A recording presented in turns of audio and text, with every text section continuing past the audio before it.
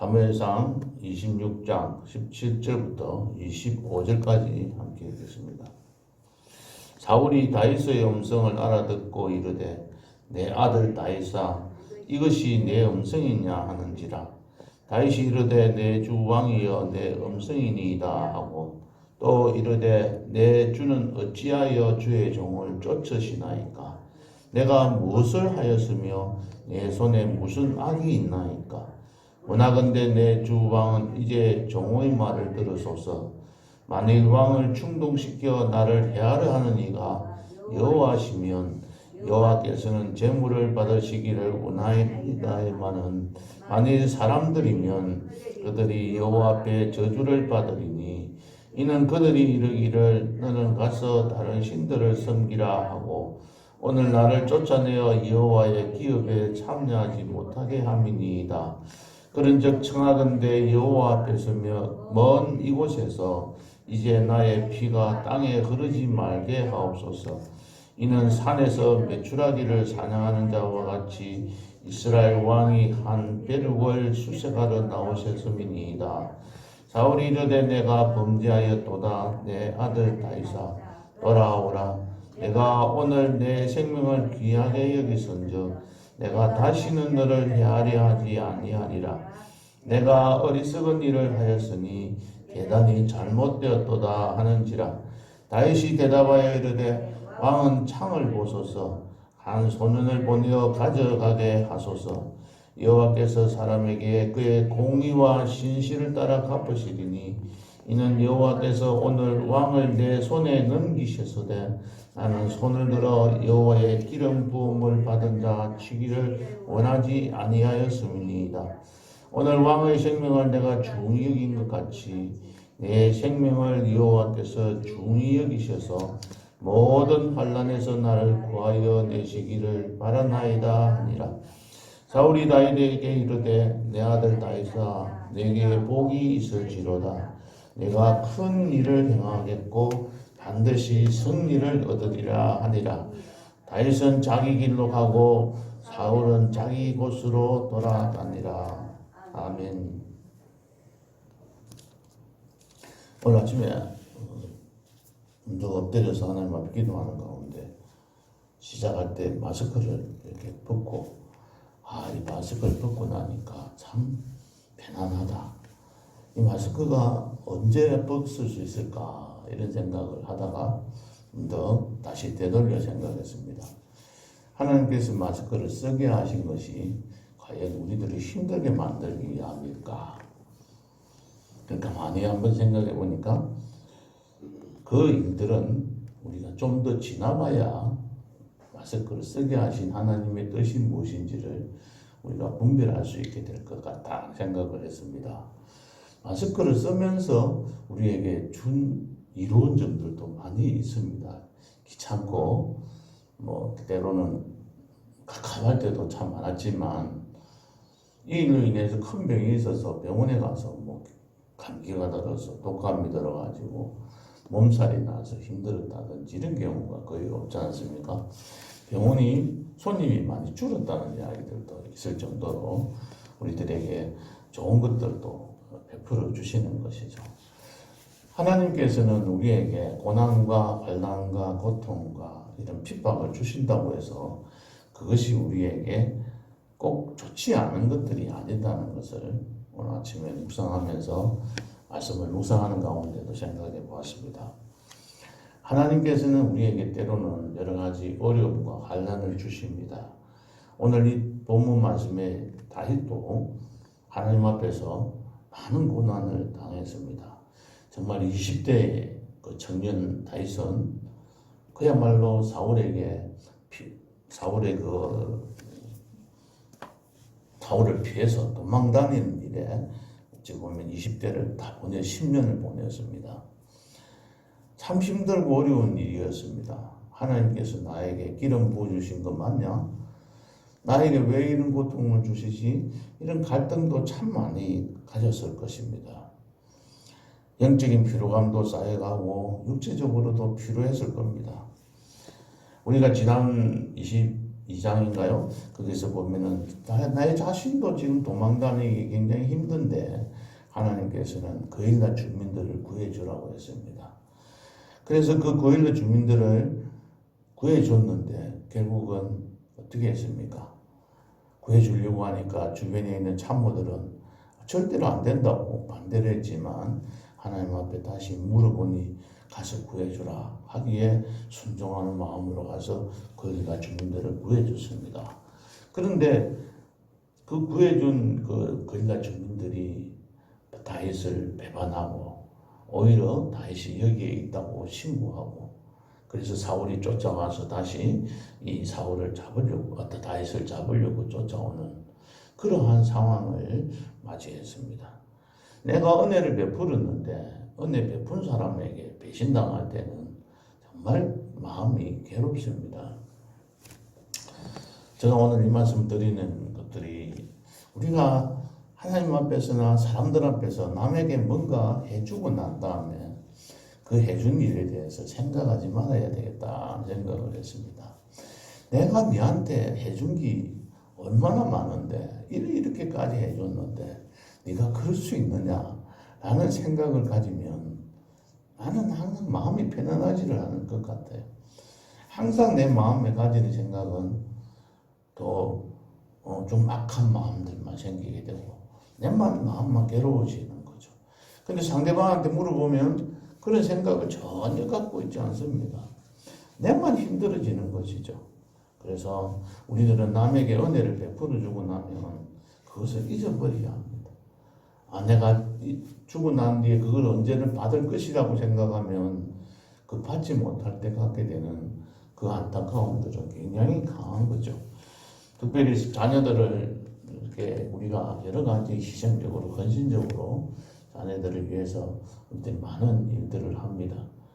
이 애들이 크고 나면은 부모님을 잘 생각해서 부모님 동경하고 나는 그 뒤에 되면은 노후가 편안할 거라고 생각할 수도 있습니다.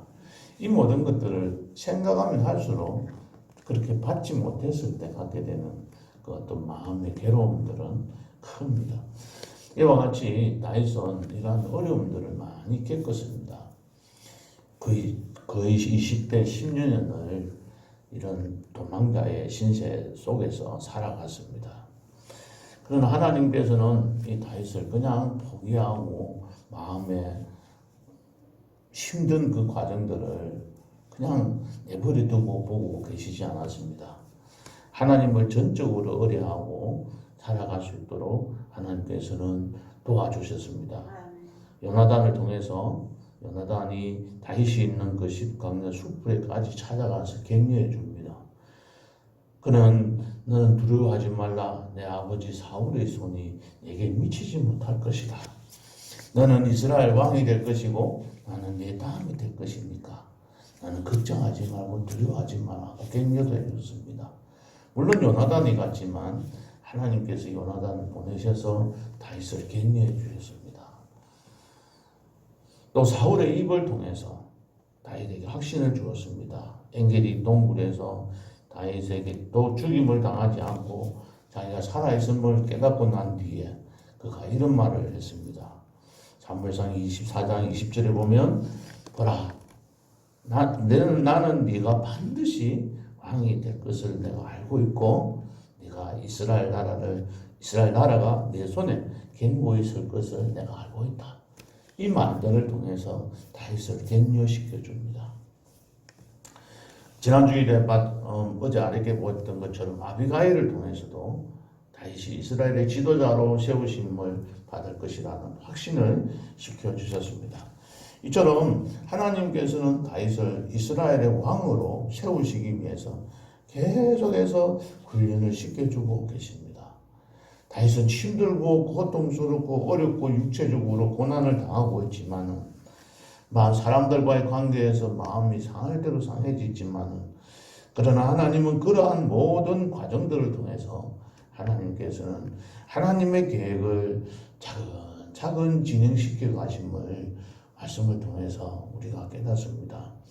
지금 현재 우리가 당하고 있는 어려움과 환난과 우리가 내가 각자 개인이 갖고 있는 어떤 원한 힘든 것들은 다 다를 수 있지만 그러나 그 다름을 통해서 하나님께서는 하나님의 일들을 이루어가고 계시는 것이죠. 우리는 알지 못하는 가운데서 하나님의 뜻을 이루는 도구로 사용되고 있습니다. 사용되고 있음을 늘 기억하고 하나님 앞에 감사하면서 이미 주를 위해서 살아가고 있는 우리의 삶이 이제는 주인 대신 우리 주님을 기쁘시게 할 수 있는 방법이 무엇일까? 그 일에 고민하고 그 일에 우리가 매진한다면 하나님께서는 예비하신 복들을 우리에게 풍성하게 채워주실 것이라 믿습니다. 오늘 본문에서는 보면 또다시 이 다윗에게 고난이 닥칩니다. 사울이 다윗을 잡으러 옵니다. 10사람들이 기브에 있는 사울을 찾아가서 다윗이 이 광야 앞에 하길라 산에 숨어 있다고 신고함으로써 또다시 사울이 다윗을 추적하게 되는 사건이 생기게 됩니다. 사울은 다시는 다윗을 죽이려 하지 않겠다고 선언했지만은 이 사람들이 고발을 하니까 다윗 3,000명을 이끌고 다윗을 죽이려고 이곳을 찾아왔습니다. 다윗은 이전과는 좀 달랐습니다. 엔게디 골짜기에 서 있을 때는 좀 뭔가 당황한 모습도 있었지만 이 본문에 쭉 27장 1절부터 이렇게 살펴보면은 좀 담대하게 사울이 자기를 찾으러 온 것에 대해서 대비를 합니다. 이제는 숨어서 도망가는 것이 아니라 아비새 장군과 함께 그 적군을 정탐하러 밤에 그곳에까지 가게 됩니다. 아주 담대함을 보이게 되는 것이죠. 도망만 다니는 것이 아니라 그들이 자고 있을 때 그곳을 찾아가서 그곳을 살펴봅니다. 그래 갔더니 사울은 진영 가운데서 누워 자고 창은 자기 머리 곁에 땅에다가 꽂혀주고 아브넬과 그 장수 아브넬과 그 백성들은 그 사울을 둘러서 주변에 누워서 모두 다 잠을 자고 있었습니다. 어떻게 그런 일이 있을 수 있을까요? 바로 하나님께서 이렇게 그들을 자게 만드셨다고 이야기를 하고 있습니다.